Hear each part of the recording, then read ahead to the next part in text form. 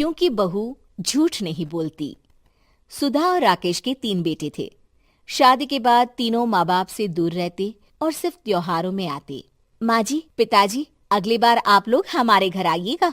अरे नहीं बहू, सब यही आ जाते हैं तो घर खिला खिला लगता है। हाँ बहू, तू हमेशा बुलाती है तो जरूर आएंगे तेरे पास भी। हाँ हाँ, दीदी का घर बड़ा जो है, सब कुछ आपने शादी के बाद दीदी को ही तो दे दिया था। हमें भी दिया होता तो हम भी बड़ा घर लेते। क्यों सुनील? अरे नहीं नहीं, पापा ने सबको एक बराबर ही दिया है। छोटी बहू, क्या चाहिए तुम्हें, बोलो। वो आपके सोने की चेन वाली घड़ी है ना, वो अगर आप मुझे, तभी वहाँ मजली बहू भी आ जाती है। और मुझे ना आपका मंगलसूत्र कितना लंबा, सुंदर और भारी भी है।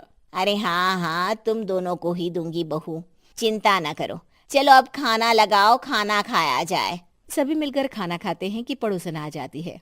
अरे सुधा बहन, थोड़ी चीनी तो देना, घर में शक्कर नहीं है और मेहमान सर पर बैठे हैं। अरे छोटी बहू, चाची को शक्कर तो दे दो।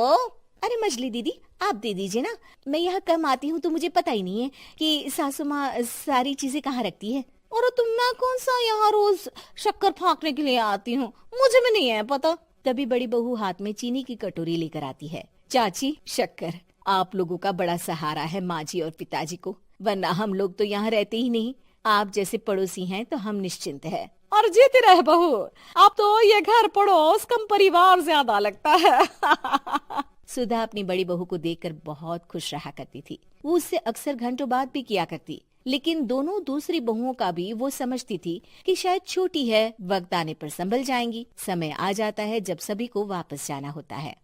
माँ जी, हम लोगों की फ्लाइट पहले है, हमें इजाजत दे। वो सास के गले लगकर चली जाती है। थोड़ी देर बाद छोटी बहू कहती है, माँ जी, मैं ना ये सोफे के कवर और चादरें ले जा रही हूँ, यहाँ तो ऐसी ही पड़ी रहेंगी। हाँ हाँ बहू, ले जा, और कुछ चाहिए तो बोल। और तो चाहिए बहुत कुछ, पर चलिए कोई बात नहीं, अगली बार ले जाऊंगी मैं। ऐसे ही मंजली बहू भी घर का बहुत सारा सामान ले जाती है। सभी के जाने के बाद सुधा राकेश से कहती है, घर कितना सूना लग रहा है ना। हाँ, और खाली भी। तुम्हारी दोनों बहुएं सब बटोर गई। अरे ठीक है ना, हम दोनों ही तो हैं, कितना सामान लगेगा, फिर उन लोगों की नई गृहस्थी, इतना मत सोचा करे। समय बीतता है। ऐसे ही हर साल त्योहारों में सुधा और राकेश के बच्चों की बहू आते और जाते वक्त ढेर सारा सामान पैक कर कर ले जाती। लेकिन कुछ ही सालों में सुधा का देहांत हो जाता है। पिताजी, आप यहाँ अकेले क्या करेंगे? हम लोगों के साथ चलिए। अरे नहीं नहीं बहू, इस घर में सुधा की यादें हैं, मैं उसे नहीं छोड़ सकता हूँ। अब तुम लोगों की माँ नहीं रही। देख लो, वैसे तो मैंने उसके जीते जी सब कुछ दे दिया है, लेकिन कुछ उसका पर्सनल कीमती सामान था जो ये है, ले लो। सामान में होती है एक घड़ी और एक मंगलसूत्र। माँ जी ने कहा था कि वो ये घड़ी मुझे देंगी। हाँ हाँ, पिताजी, माँ ने सबके सामने ये घड़ी सरिता को देने के लिए कहा था। उठा लो सरिता माँ की घड़ी। अब क्या था, छोटी बहू फट से घड़ी उठा लेती है। और पिताजी, ये मंगलसूत्र तो माँ ने मुझे ही देने को कहा था, याद है ना? वो सभी की ओर इशारा करती है। तू भी ले ले ये हार बेटा, कोई बात नहीं। मंजली फटाक से हार उठा लेती है। ससुर बड़ी बहू की तरफ देखते हैं। तुझे क्या दूं बेटा? पिताजी, माँ ने एक चीज मेरे लिए भी रखी है। सभी के कान खड़े हो जाते हैं कि आखिर सास ने क्या रखा होगा बड़ी के लिए। अरे माँ जी तो दीदी से प्यार भी ज्यादा ही करती थी, हमेशा उनसे बात किया करती। जरूर कोई बड़ी और अपनी प्रिय चीज दी होगी दीदी को। और देख लेते हैं ना, वरना तो हम भी बराबर का बंटवारा करेंगे।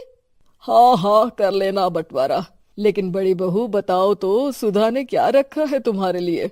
अभी तो हम लोग यही हैं पापा जी, जब जाने लगेंगे तो बता दूंगी। बड़ी बहू के मुंह से ये बात सुनकर बाकी दो बहुएं सोचने लगती हैं कि आखिर क्या है जो दीदी को सासू माँ देकर गई हैं। दीदी, ऐसा तो नहीं ना कि पूरे घर का आधा हिस्सा माँ बड़ी भाभी को देकर गई हो? तभी वहाँ ससुर आ जाते हैं। नहीं नहीं, ऐसा कुछ नहीं है। मकान तो तुम तीनों का बराबर से है। देखो, बड़ी बहू से तुम्हारी सास ज्यादा जुड़ी थी, न जाने क्यों घंटों बात किया करती थी। पता नहीं क्या देकर गई है उसे। और ससुर जी, आपको क्या पता, चालाकी से पूरे घर के पेपर में साइन करवा लिए हो, या फिर कोई छुपा गहना।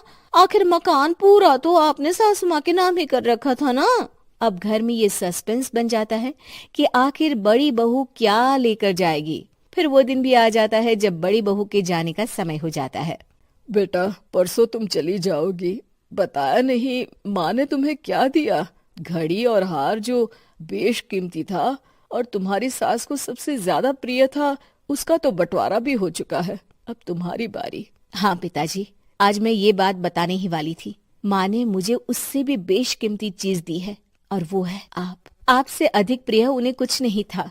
माँ चाहती थी कि आप मेरे साथ रहें। चलिए पिताजी। बेटा, मेरे पास तो कोई पेंशन भी नहीं है और ना ही कोई प्रॉपर्टी।